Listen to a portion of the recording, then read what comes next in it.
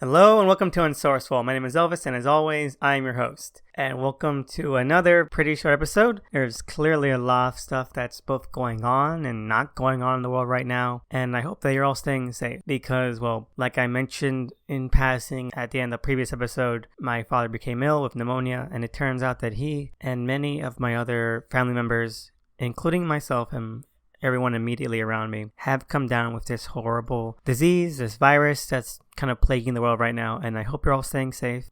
Please take all precautions, stay healthy, and, try to get through this. We're all going to try to get through this. And hopefully by the end of next week, which will be like that whole 2-week sort of quarantine thing that we've been doing, we'll have shown some results, and I can start this off with good news because everything's looking pretty dire, but we're going to try to get through this as best as we can. I hope the same for all of you. I really do. So let's try and get through this with a sense of normalcy. Let's start off with, I guess a continuation of what I was talking about last week in terms of news topics. And that is yet some more Comicsgate ridiculousness that they're trying to push onto actually sane comic readers. And that is that, like I mentioned last week, there was this whole kerfuffle with the New Warriors and Marvel's pitch for them and Daniel Kibblesmith and all of that, where people are trying to say, hey, now both of the aisles, like Comicsgate and regular comics Twitter, can join together making fun of this. And I'm like, that's a stupid idea because it's not going to work. And even then, they're using this as another avenue to prop up their own agenda and their own kind of hate speech and all that kind of ridiculous shit they're into. And I was,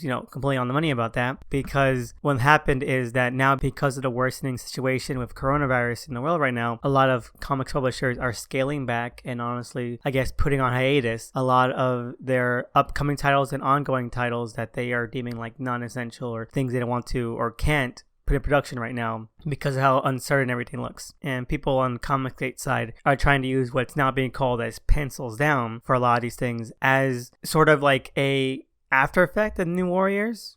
Like New Warriors somehow is the precipice for a lot of people losing their jobs, in air quotes, due to the coronavirus. They're saying that like stuff like New Warriors is what caused all the people to lose their jobs in their own minds, and are being told to put pencils down, and not the fact that there's this huge deadly virus raging around. And people are now sort of closing down comic shops, meaning that people are going to be losing their job regardless. And the whole thing that Pencils Down does is keep people from losing their jobs outright, at least. But of course, Comicsgate is using this as a huge kind of win. Like, hey, all these people are being put on hiatus and are being, sidelined. See, this is what happens when you, take SJW, identity politics, as your god. See what happens when you don't listen to the customer. And like, that's not even what's happening on any level. And yeah, it's one of those things where they're trying to take a clearly fraught situation and using it to, again, prop up their own ego, their own narcissism, and their own really warped worldview of how both people act and how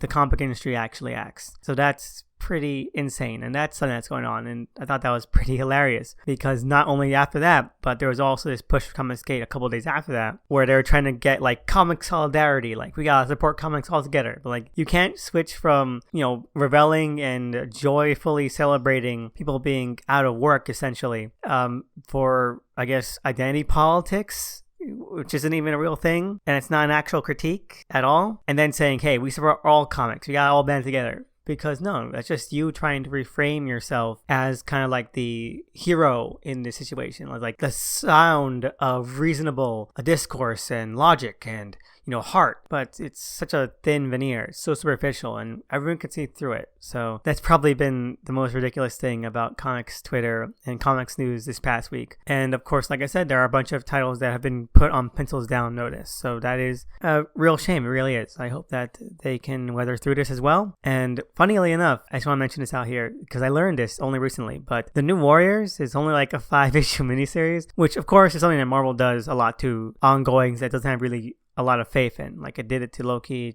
all this other stuff where they'll get out an ongoing and then they'll test the waters and reactions for like a month or two, and then we're like, it's a miniseries. So I wasn't surprised about that. And yeah, that was just such a funny time. Comicsgate is honestly so double-handed and cack-handed and all that ridiculous bullshit that they kind of try to sell, but they can't even believe themselves. So yeah, You know what? 2 thumbs down. I don't even know why, but they're just ridiculous. And there's not much else in comics news, so let's move on to what I read this week. I only read one thing this week, and that was the Immortal Hulk, number 33, I believe. There's just something about this, is that I'm always going to have an issue with this series beginning so solidly episodically. Like with great one and done issues and then pivoting towards something that is so serialized. It's always going to bug me. And I know it's not the fault of it. It does both really well, but I'm always going to expect more to these issues. More substance, more story, more narrative focus than these serialized aspects of this run have been able to give me. Thankfully, though, issues like number 33 make that worthwhile. It makes clearly evident that Ewing knows what he's doing in terms of being serialized and that he knows exactly when to get the payoffs to these things. Because otherwise, it would totally flounder and completely sort of, I guess, drift upside down aimlessly for me. And what this issue does is anything other than that, because it is a really solid issue. It is great payoff to a lot of plot threads, and it opens up the doors to a lot of other different things that honestly took me by surprise. They kind of sideswiped me, punched me in the face, put me into a stupor with how sort of out left field they were, but also completely seated and, well, honestly, very logically extensions of the themes they were playing up, that it made me feel like kind of dumb for not picking up before. And Ewing and Bennett and guest artist Nicholas Patara are totally firing on all pistons here. It's a perfect issue.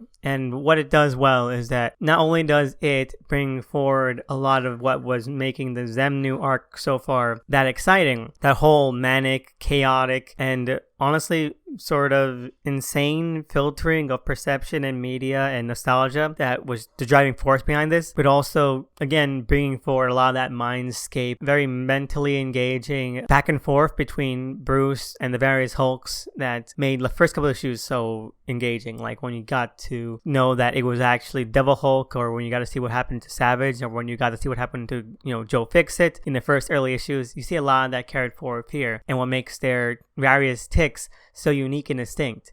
And he knows how to play with them enough so that the reader, who also knows these things, who also has an affinity for these characters, to know when to pick up on subtle divergences. And that's kind of what I mean when there are things here that are sort of revealed and extrapolated that make complete sense if you love this character. And there's such a love for this series and this franchise and this icon that just bleeds right through and makes an issue like this so well. And it makes sense that this was, I guess, touted as the 750th issue, like the 750th anniversary issue, that kind of thing. And it's exercise one too, because it feels like a celebration. It feels very monumental. Really is able to balance that line between being something that is a capstone watershed issue for this run and also something that takes into account a lot of what makes the Hulk special. And one thing that I love about it is that it takes Zemnu to a higher place. It doesn't really take him out of the equation so far, but it does give his time on the run, at least for now, a great climactic hit. And also with Dario Agger and the whole stuff we've been having with Roxxon, I don't want to see that be lost. I think Roxxon has been a great addition to this run in spurts, but with the plot hooks we get at the end of this issue, I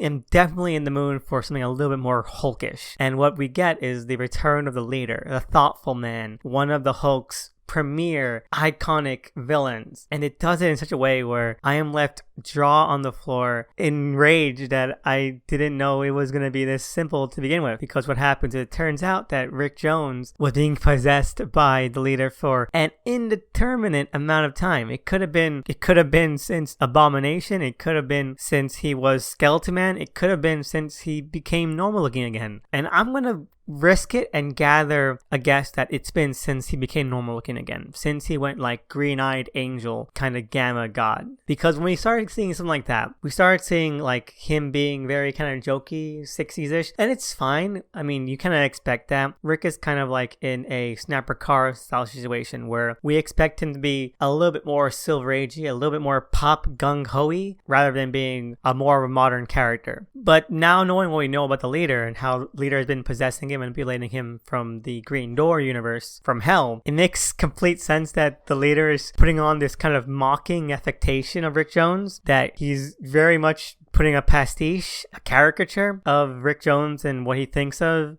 Rick Jones, and it's pretty hilarious. It's dark, it's tragic, but it's also insanely humorous, and I love it for that. Other than that, it's another solid issue. The Mindscape scenes with, Worldbreaker Hulk, who actually isn't Worldbreaker Hulk. People are saying that he might also be another possession or pawn of the leader, which seems the most accurate. And what I love about this is that we learned that the Grey Hulk, Joe Fixit, has been encased in amber, like unable to talk or even sort of get any kind of message out. And I love that because what that means is that with the leader possessing Rick Jones, you would obviously want to get Grey Hulk out of the equation as quickly as possible, because if there's any Hulk that connects so much to Rick Jones, it's Grey Hulk. Joe Fixit and Rick Jones have this bond. Now, it's not always the most tightly knit, warm bond, but there is no one other than Rick Jones that Grey Hulk probably even comes close to considering a friend. They both dated Marlo. All right, so, and I can understand why you want to make sure you couldn't be able to tell, because if you had Joe meet that Rick, and I don't think they've interacted at all, really, then he would be able to tell immediately. So you guys zip him up. But yeah, great issue. Fun, fraught, and honestly, a lot better at capturing a lot of that atmosphere and tone that I think